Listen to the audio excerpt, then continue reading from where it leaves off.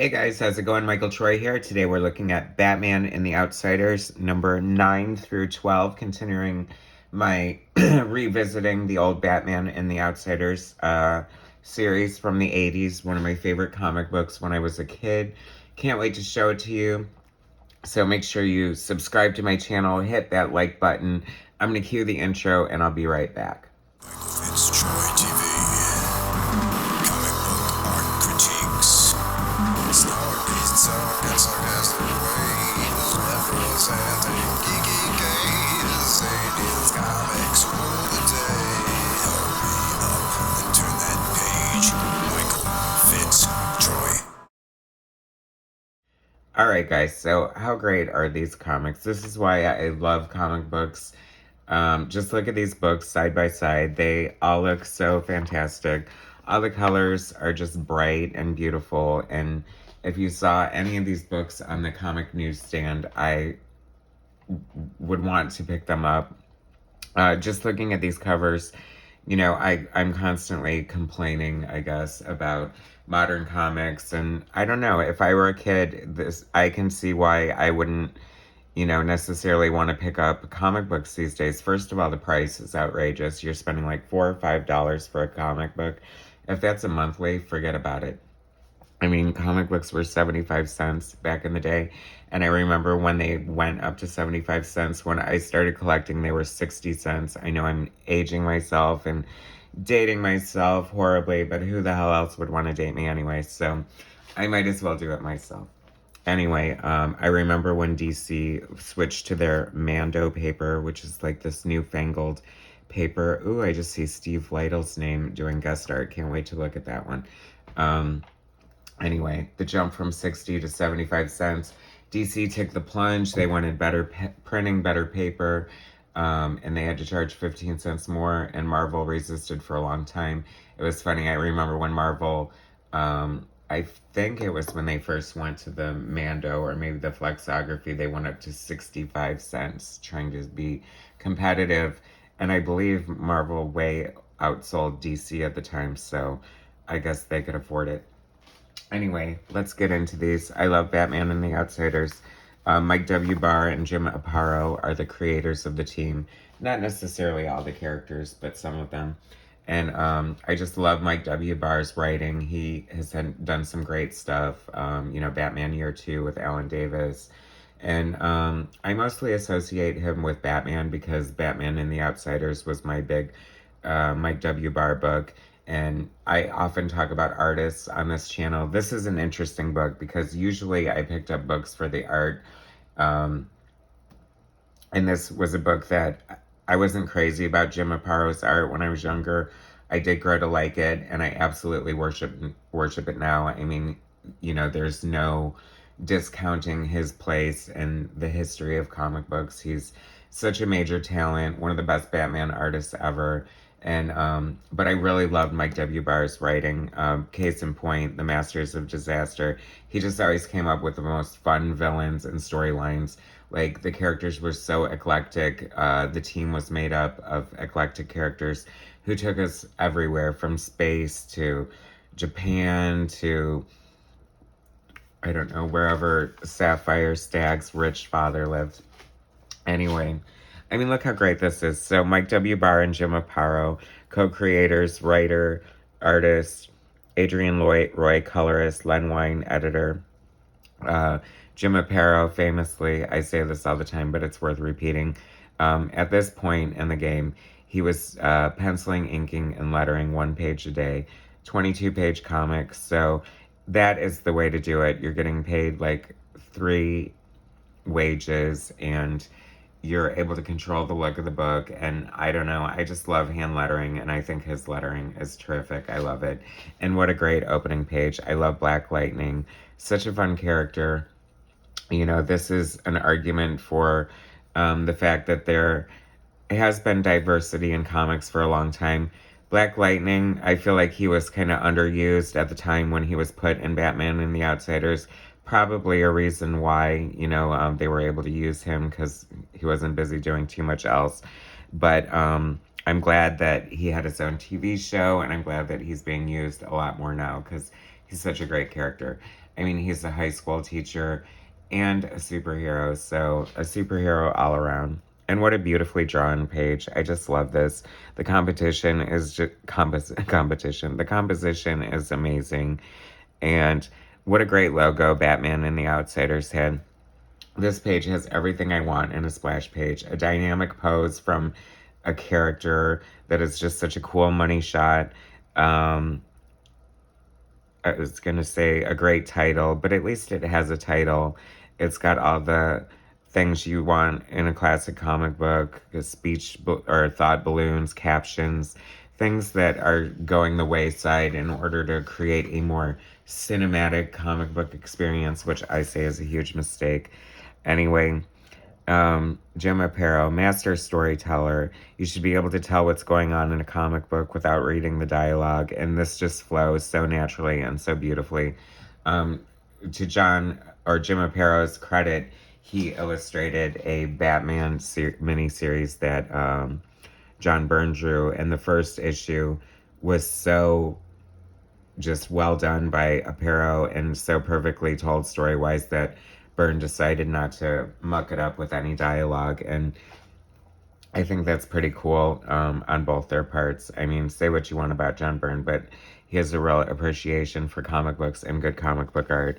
And there's the Masters of Disaster. They're so cool. Tidal Wave, or New Wave, Shakedown, Cold Snap, Heat Wave, and Windfall. I mean, they just had fun names, fun designs. They were always fighting like mobsters and like, you know, I don't know, people. He-Man, one of my other favorite franchises. What's Not to Love? I had a bunch of He-Man figures. Love them. I was at Target last week and they have like these new, like retro He-Man figures that are like, I can't believe it's not butter He-Man because they're just not the same. I didn't even want to buy them. I would rather invest in just getting an old one. I'm sure they're hella expensive, especially if they're still in the blister pack. I love New Wave. It was around the same time Storm had her mohawks, so I mean, I don't know if you could argue that he was kind of borrowing from that, but either way, she was so cool, and these characters are so cool. A little bit like Alpha Flight in the sense that their costumes sort of go together really well, and they look together. They complement each other very well as a group. And that's just fun. I love seeing her face in the tidal wave. That she's still, like, she turns into water, but it's like personification because she can still talk in her water form and create a face on it, no less. Great spotting of blacks, great use of negative space. I just really love Jim Aparo's art. What a great classic comic book storyteller. And the only reason I was a little frosty to him to begin with is because my introduction to Batman and the Outsiders was right when Alan Davis took over, and his art just blew my mind so much that I loved the book so much. But then I became really invested in the characters, so I got all the back issues, and I was really disappointed to see this, you know, sort of old school looking art compared to the fresh take of Alan Davis. But now I just have such a love and appreciation for it and think it's so cool. And I did come around to it. You know, it's like I did love the Outsiders solo series when Batman quit the group. He's such a drama queen. I can just see that cover in my mind. Forget it, guys. I dumped the Justice League and now I'm dumping you too as well. Tatsu and Gabrielle, Katana and Halo, two of my favorite characters. Love that. That's very kind of sexy. Black Lightning taking off his disco top with the shirt that frickin' goes down to his navel anyway. I mean, is it his navel? It's a plunging neckline, and we like that. I mean, Power Girl definitely has the market, you know, on the boob window and all that, but let's give it to Luke Cage and Black Lightning and some other 70s. I don't know, he just packs so much into a single page. I mean, it's like we've got 1, 2, 3, 4, 5 panels, and then the 5th panel is both teams completely, you know, facing each other. It's so great. You just don't, like I was saying about the covers, it's like you look at modern, like, Marvel and DC covers, and rarely anymore does the cover really jump out at me. Like, the logos are boring, the colors are really drab, and I just like bright and fun and, you know, classic superhero stuff. Um, I think that sometimes the schedule did catch up to Jim Aparo, inking, penciling, and lettering. And plus, he did contribute to like annual one, maybe annual two. I gotta dig up annual two. But then they would do these fun backup stories. Um, and this one is interesting because Bill Willingham is the artist, and I love Bill Willingham pencils. He's mostly known for being the writer and creator of Fables, but he also, back in the 80s, created the Elementals for Kamiko, which is one of my favorite books, and his pencils just blew me away. And this is such a poor representation of his art. I think he did some like Green Lantern and a couple Batman and the Outsiders things, but Mike DiCarlo is such a overpowering inker. He makes everybody, this looks just like when he inks George Perez. It looks just like when he inks Dick Giordano or whoever the hell he's inking.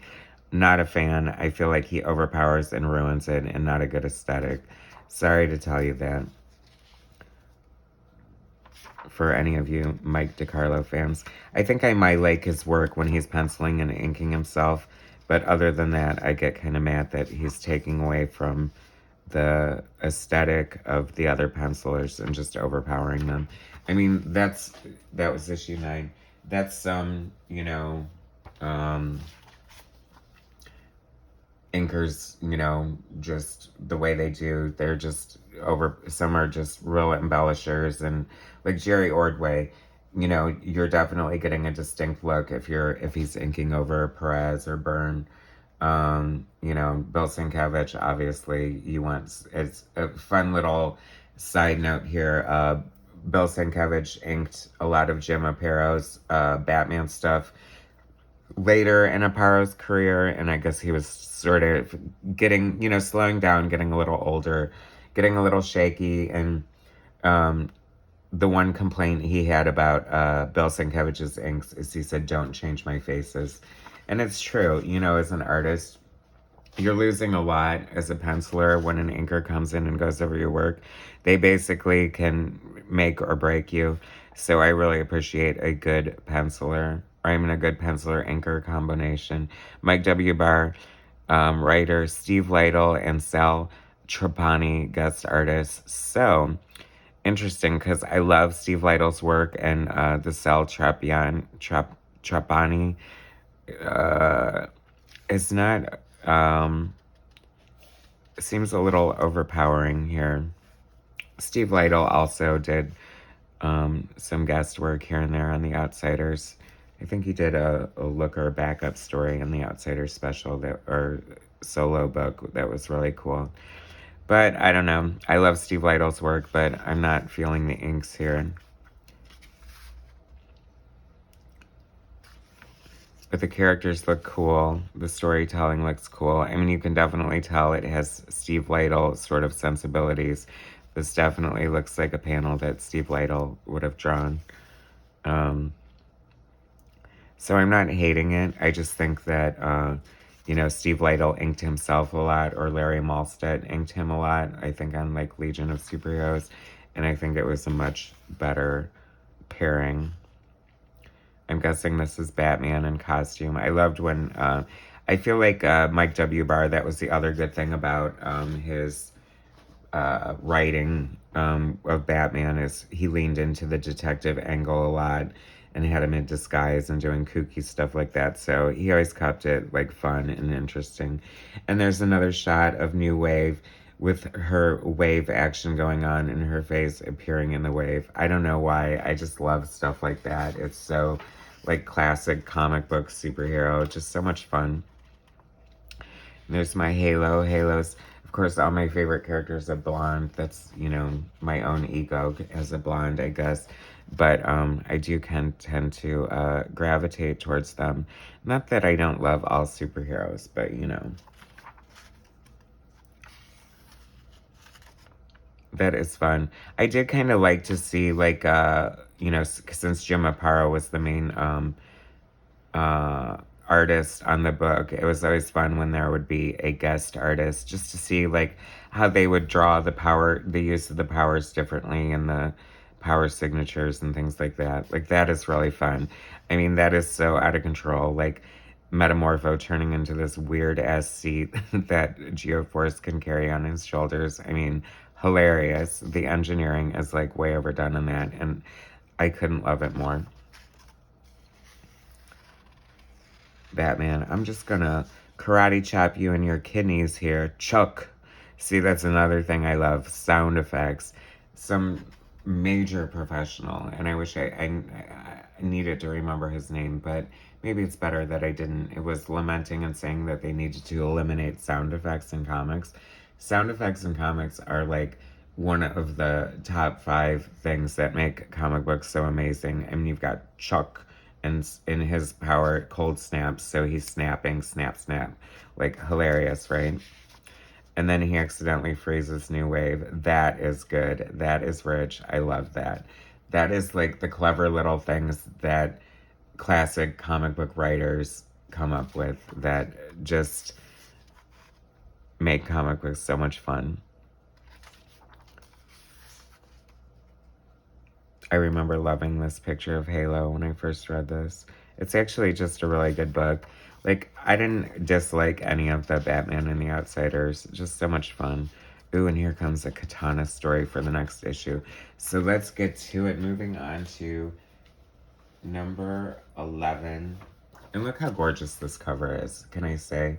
Like, first of all, if you see this, like the top of the cover, it's gonna pop with the yellow logo against the purple. The yellow is a color they use a lot in advertising. It makes things pop. Purple is, or violet, is complementary on the color wheel. So this cover is just amazing. I love this. You know, it's like Wolverine using his claws and having the reflection of the Hulk in it. It's like you've got Katana using her soul sword and the reflection of the Outsiders in it. It is so cool with her like Mo Howard token Asian haircut that luckily has evolved since then. I think that I liked how Alan Davis drew her hair a little bit better, but whatever. I guess it fits the character. I don't know. Sword of Ancient Death, love it. See, great splash page. We got the title. It's done in this sort of, I don't know, Asian-looking font. The Truth About Katana, Part 1. I love it because they did the truth about Halo, the truth about Looker. Did they do the truth about everyone else? They should have. So much fun. His, Jim Aparo is just, like, such a great comic book artist. I love this. Like, great fight choreography going on. You know, I don't know how they work together as writer and artist. If it was probably full script, I'm thinking, because Jim would, you know, pencil, ink, and letter 1 page a day. So obviously he didn't have time to wait around for it to be scripted. Halo gets a kitty. How adorable. What does she name him? Her?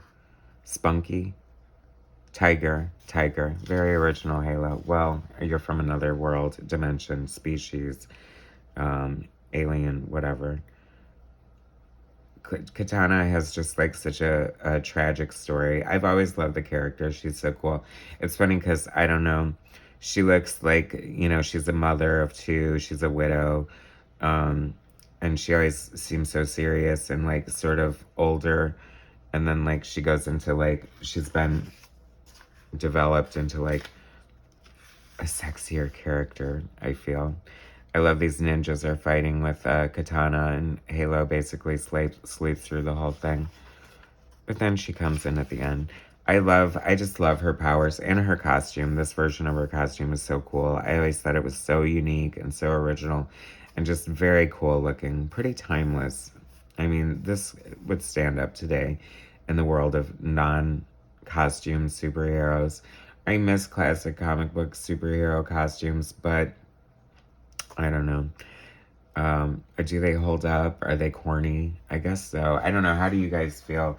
Feel free to leave in your comment your opinion on whether these costumes stand up, if they just look cheesy, what the deal is.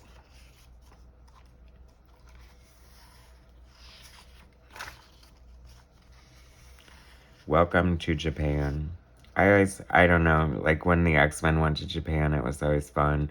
And the Kitty Pryde and Wolverine stories in Japan, and didn't Daredevil go to Japan? It was like so big in comics to go to Japan in the 80s, but all great stories.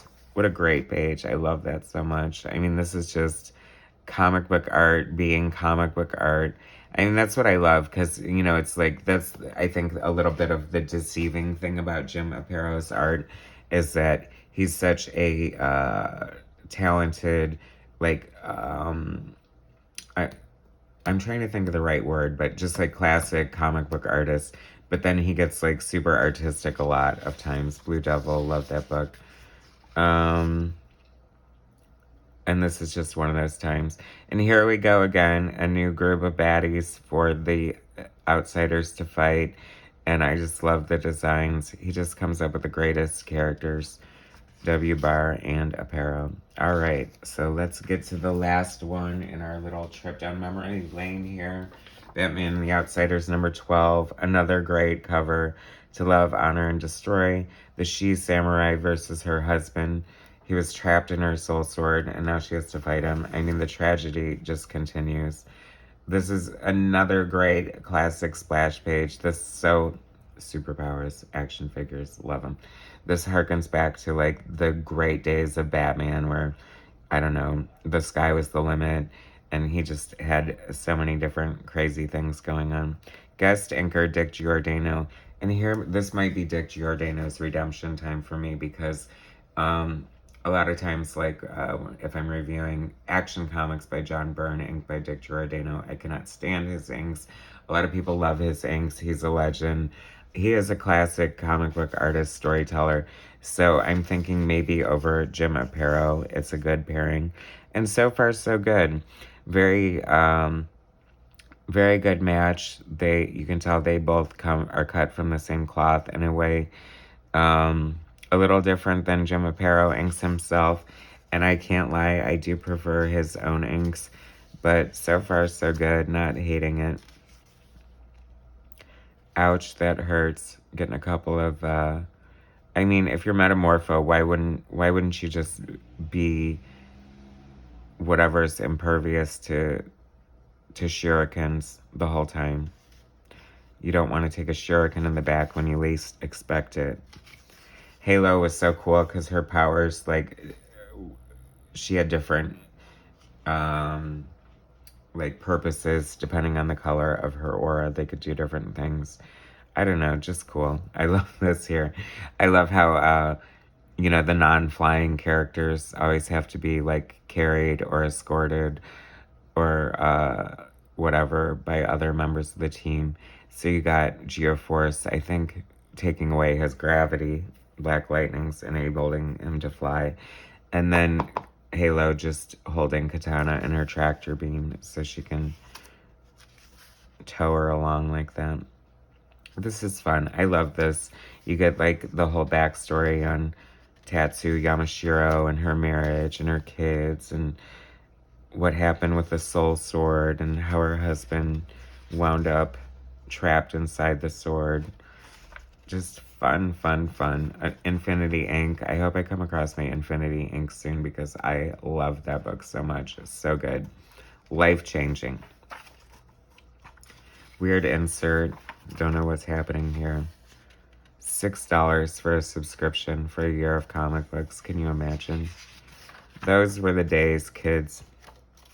I had a few subscriptions, but it always was like an F over because sometimes they would wind up being bent in the mail and that would annoy me to no end. And I felt like they came late too. But hey, for $6, who's gonna complain? I guess I just did. Anyway, Tragedy.